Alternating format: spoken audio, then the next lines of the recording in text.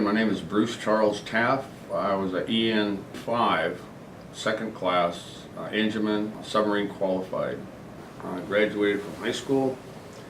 I got a job working for the, at the time, Southern Pacific Railroad out of Dunsmuir, California.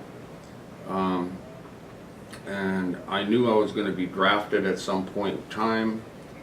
I had, I believe, about 4 months working with the railroad, and I knew my number was going to be called, so I went ahead and joined the U.S. Navy.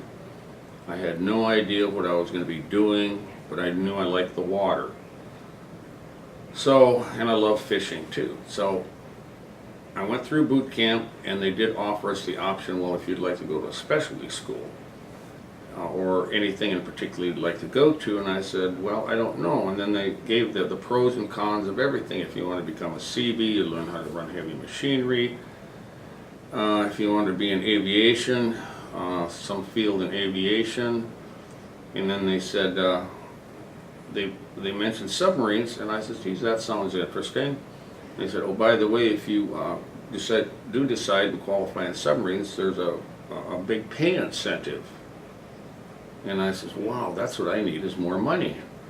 So I went to boot camp, got out of boot camp, sent me to New London, Connecticut, where I spent 3 months in the middle of winter.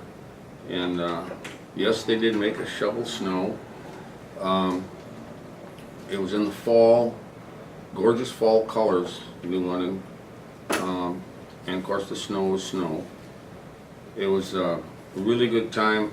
After I graduated from submarine school, they sent me to the USS Spinax stationed in San Diego. I was excited. I said, wow, this is a real thing. When I was in sub school in New London, Connecticut, I'd only been down on 2 other boats that were also diesel boats. And they were filthy, stinky, you know.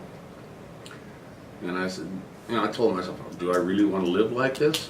But for some reason, the Spinax didn't, when I got on board, or when I first seen it, it didn't appear that way to me. This was my new home. And irregardless of it, might have been stinky and smelly, I don't know, but I don't remember it, you know, so. As soon as I got there, it was kind of ironic because everybody was so friendly. It was kind of like buzzards sitting on a fence post waiting for the new meat, whatever, to show up. So, but they were very friendly.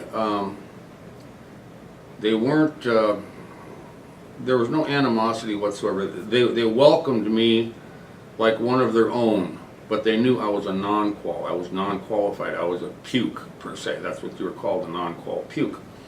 And you always got the grunt jobs. But it was good. They started me off mess cooking. I mess cooked. And we're having local ops, meaning they do local operations around the San Diego area for a while. And the first time we dove the submarine, I was sound asleep. I had no idea we dove the boat. I had no idea. I mean, I didn't know whether we were upstairs or downstairs, you know, and it was neat.